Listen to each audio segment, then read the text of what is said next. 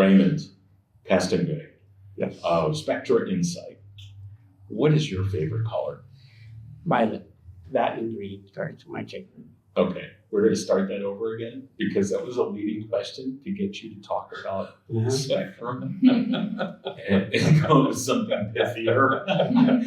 I love all colors, including the ones you can't see. Ultraviolet, infrared. All right. So Raymond Castonguay of Spectra Insight. What is your favorite color? Colors are spectrally, I like violet and green, but pretty much the color spectrum that the human being sees is just a small sliver of the magnetic spectrum that's out there, from X-rays all the way to radio waves. The human being is basically a detector, right? We're looking around, we're detecting things, we're processing the information, and we're making decisions on it. But we're making decisions based on one little sliver of the electromagnetic spectrum.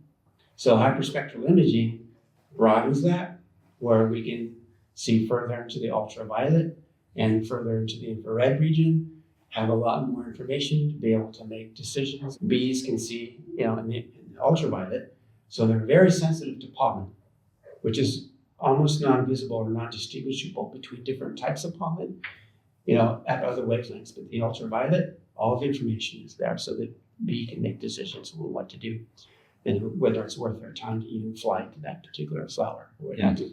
Hyperspectral imaging basically treats every light as a fingerprint, so to speak. And as we know with fingerprints, there's nothing ever identical. Every substance, this table, the carpet, the walls, the ceiling, everything is reflecting light in its own unique spectrum. And if we can measure that spectrum, we have a fingerprint, and if we have databases with those fingerprints in it, we can identify what that substance is. I always feel like I'm getting a science class refresher whenever I talk to Raymond. I get credit for this, right? Yeah. This is Mark Kotzer, by the way. He's the quarterback for Raymond's company in the Venture Mechanics Catapult Accelerator. Give us some idea. Where do you see the next few years evolving? Like, how is this going to become an everyday experience for folks like Mark and myself? It's going to get smaller, the technology. So eventually, 3-4 years, it'll be in your mobile phones.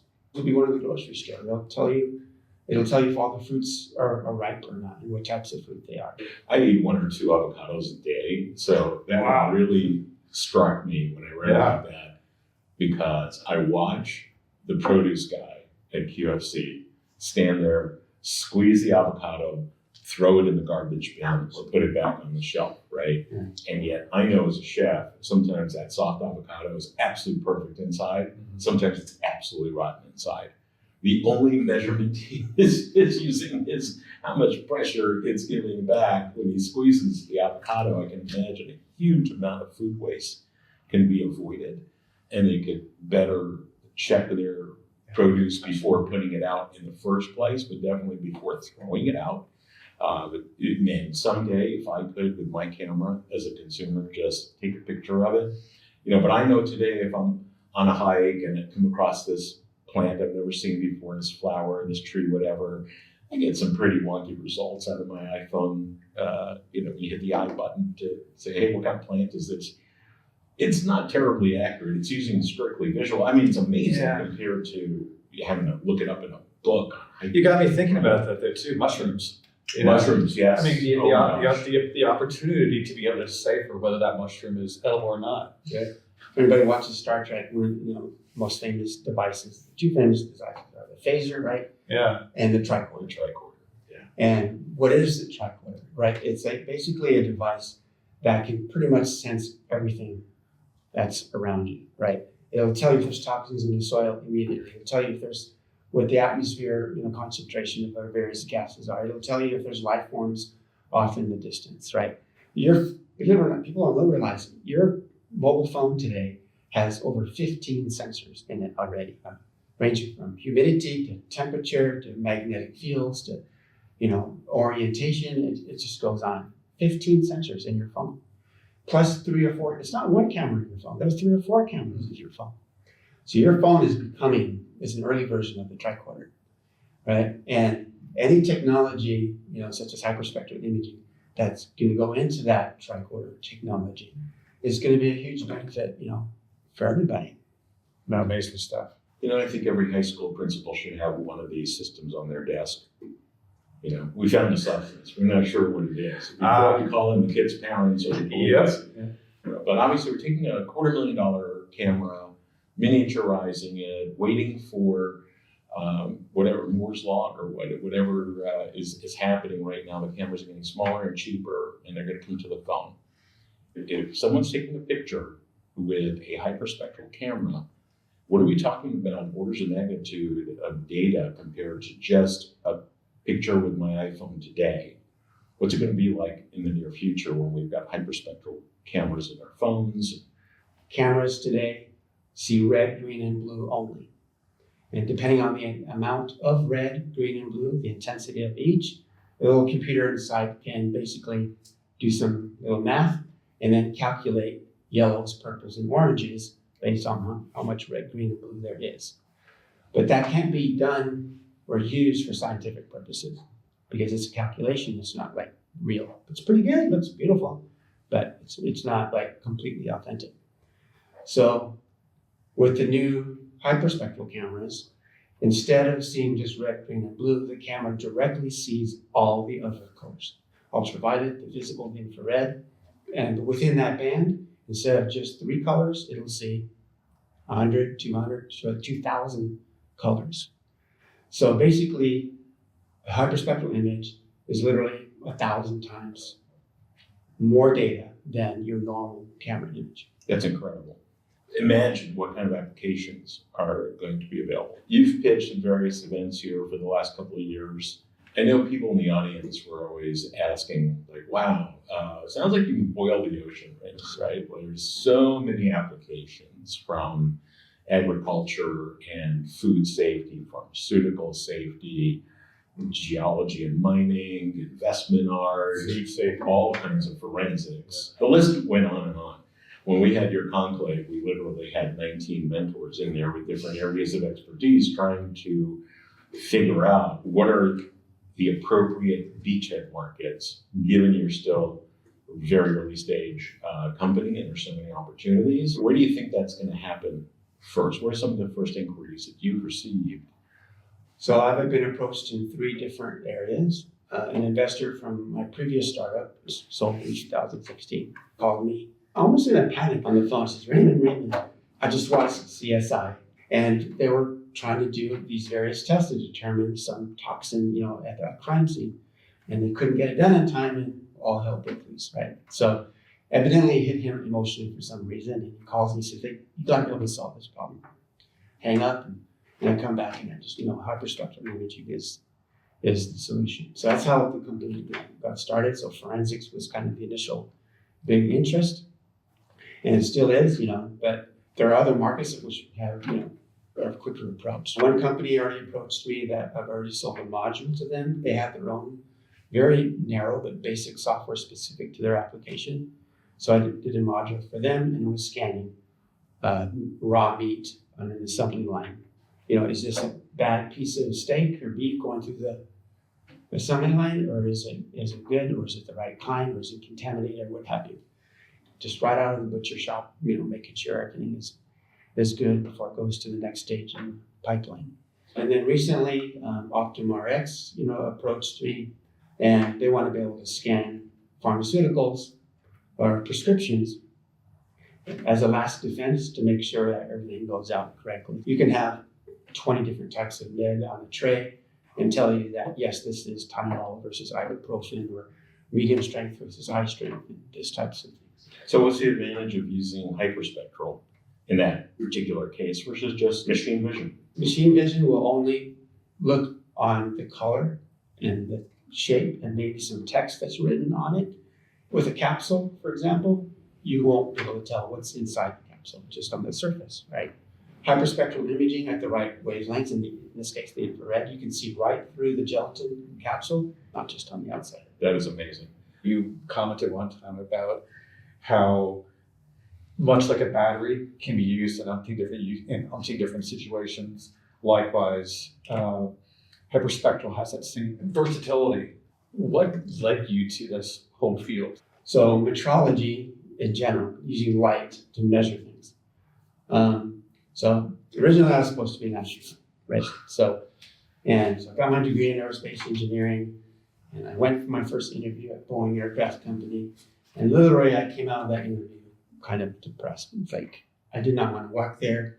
I was in a warehouse of cubicles, and the manager's life seemed to almost be dependent upon his, Very 10-year Gilbert.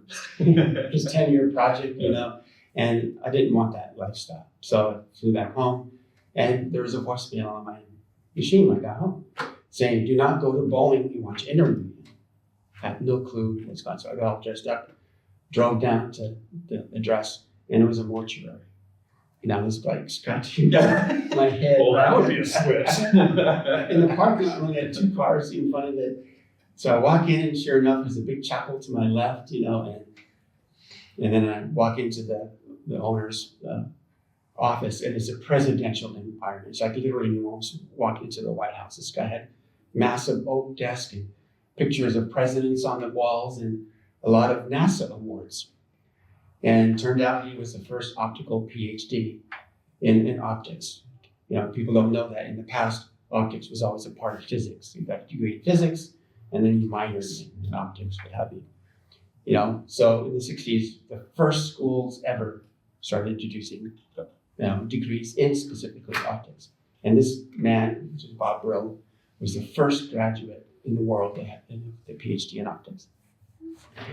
So I sat down on his desk, and he goes, you notice I'm not going to let you say a word, I'm already sold. And I was like, how hard it is to keep your mouth shut? I wouldn't know. He went on for 2 hours almost, all his war stories, because he was a Vietnam vet, Air Force pilot. Told me many stories, and 10 planes would go out, and he'd be the only one coming back. And he created this very novel program to analyze light, in this case for this Hubble Space Telescope. So a lot of times we want to know where the light is going, right? The light that we want to see. He did the complete opposite, which made him famous. It's like, where's the light that we don't want coming from, and where's it going? So, like these bright lights, right, from the studio room. If I'm trying to look at a firefly over there, I won't see it because these bright lights will just dominate the whole environment, and I won't see that little firefly. Same thing with in space, right? You have the sun, and you have your space telescope, and then there's this tiny little star, right? It's light years and light years away. And somehow the sun, doesn't matter where the sun is, it could be behind the telescope. It's still so bright that it can hit various objects and find its way into the telescope and back to your camera and just saturate it, blind it, and you won't see your star. So he created software that would analyze the whole system and then tell you that light's getting to that camera and blind it, and then it'll suggest ways to block that light, to correct it, sort of essentially what they're doing. So he hired me on the spot, and I ended up spending the next 10 years building all kinds of robotic systems to measure that light as it comes off gate surfaces, machines the size of trucks. So right out of college, I went straight into software development, hardware development, electronics, full systems design, building it, testing it, and then shipping out flying out and delivering it to the customer. So that was like a godsend, for me. And I think I forgot to mention about wanting to be an astronaut, right? I got this job because I was feeling out. Mark Kelly's haircut. Yeah, right. Exactly. Halfway there for that job. So I was filling out my NASA application before I got this job. And I was halfway through it, and in small print it says, currently not accepting applications without perfect 20/20 vision. Mm-hmm. So wearing glasses, I was out. Today you can be a scientist on board, but not a pilot still. So those 10 years of experience basically gave me all the ability to be able to have my own startup. So you worked there for 10 years, and then you did your own startup. Yes. What was the catalyst for that? How did that happen? So the company decided to focus on software, light simulation, because they're making tons of money with that. So hardware, which is what I was doing, became a secondary nature for them, so it didn't make sense. And I had probably 5 patents by that time through that company. But even then, there's so much focus on the software because that's where the big money was coming from. So eventually I left the company and started my own company, starting with software, and ended up getting into hardware later. And the software got me into the market, but the hardware kind of made me more famous because we developed unique technologies to measure the shape of surfaces within a thousandth of your hair. But if you're trying to measure that level of accuracy and precision, a car driving by a mile away, literally can ruin your measurement. So we figured out, and with more patents, which is pretty cool, on how to make that measurement that's completely insensitive to vibration. And so as a result, we have machines that are being used on virtually every land-based and space-based telescope today to measure the shape of those optics that are inside the telescope to make sure that you don't have blurry vision when we kind of get to space, which we know is what the Hubble Space Telescope had. I think I'm going to call it Castongay's principle, that the more sophisticated the measurement, the more precise you need to be about eliminating errors and false signals and so forth, right? And that's where the hard science really comes in, right? That's going to be a big differentiator. I've seen this in other camera technologies as well, like neuromorphic cameras, right? Which not a lot of people know about, but the manufacturers are non-software companies. And so they put these cameras out there, and you hire your own PhDs and figure out how to use it, right? They just want to sell the hardware.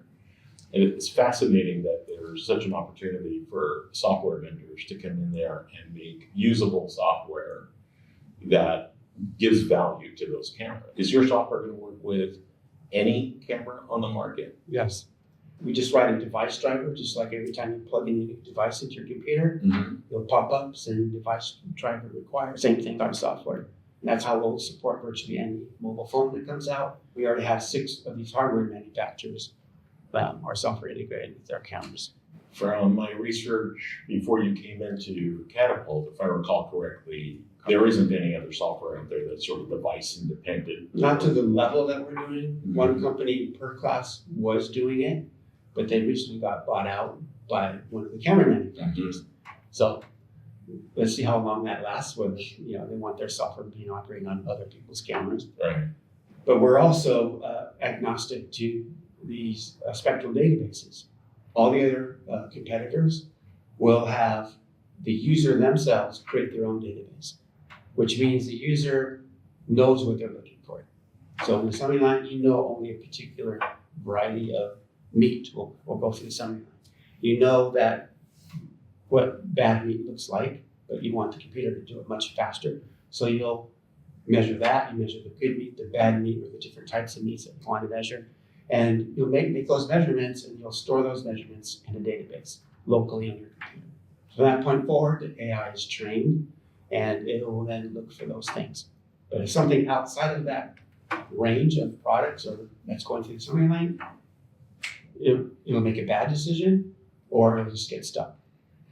So with our system, we are capable of allowing the user to create their own database. But in addition, there are a variety of online databases with thousands and even one with over 1 million spectral fingerprints in their database, which we give access to in order to read those as well at any stage in the process. These databases are always changing, being adjusted, expanding. So that's where the SaaS really comes in, is that you pay monthly and yearly prescriptions to have access to these databases so you can identify. So if I understand this correctly, in the present, for people who don't have your technology yet, if you are buying one of these cameras, maybe you have some PhDs sitting around writing software to use the camera for your specific application, and you're saving all the data, you're siloing that data. You might be a government agency, a scientific lab, research lab. But what you're creating sounds almost like CrowdStrike for substances. So you're going to have a SaaS subscription, but everyone who's using your database can also be contributing to that database. And over time, you're going to end up with largest database of unknown substances. Is that correct? Correct. Is that the idea? So going back to CSI, you watch the process, right? They collect the sample, they bag it, they catalog it. The police are there for days, taking pictures, grabbing substances, putting them in bags, and then sending them off to labs saying, look for this or look for that, right? Known things that they suspect this white powder might be. How would that be different if they had your system in the trunk of a car and they brought it to the crime scene? Tell us how. What's the difference between the way things are done today, where it takes weeks or longer to get results like this, versus with your current technology that you already have? Today, as you mentioned, you put something in the bag, right? So you have this little sample, and eventually gets sent to the lab. They put it inside of a machine that looks only at a small spot of that substance, and then will make determinations of what it is. Or if they can't tell, they'll put it in like a mass spectrometer, as you mentioned, ionize it, and find out what the unknowns are within that. Today, the modern everyday person isn't going to be doing that, right? You want click a button and you want to get results. Right now, that's pretty much possible on a laptop with our software, but eventually, you want it in the mobile phone, and it could take seconds. When you think about all the different opportunities that are out there, what excites you the most? My dream has always been to become some level of Indiana Jones. From an astronaut to Indiana Jones, right? Yeah, it's you're going to need a hat. Yes. Exploring the unknown, right? Finding the unknown, whether it's ancient archaeology or whether it's ancient civilizations or what have you. So I have to admit my keen interest is in forensics, and instruments like this will do the job. You want to always investigate an environment as non-contact as possible. You don't have to destroy the evidence and all those types of things. So the more stuff that's based on light or magnetic energy or all the types of things where you don't have to dig in and disrupt the environment, that's going to start going through the roof. So that's my keen interest. The larger markets, which I really am also interested in, is the pharmaceutical, because that's something that literally is not being done today, as far as that last level of. And it's life and death too. Right. So It's all critical. human. It's all human based. And if you're doing something online, you're pumping out thousands of prescriptions a day, right? And if you make one mistake, that's somebody's life at risk. I'm always asking entrepreneurs, why is your idea something this space will allow for a startup to come in, right? It's got to have that element. It needs to be venture scale, but it also needs to be an opportunity for a startup to come in. And during these transitional phases, where you're taking a technology that was really limited to laboratory applications and now making it commonplace, and people haven't even imagined all the ways that you're going to be able to use it just over the next few years, as that's going to come about,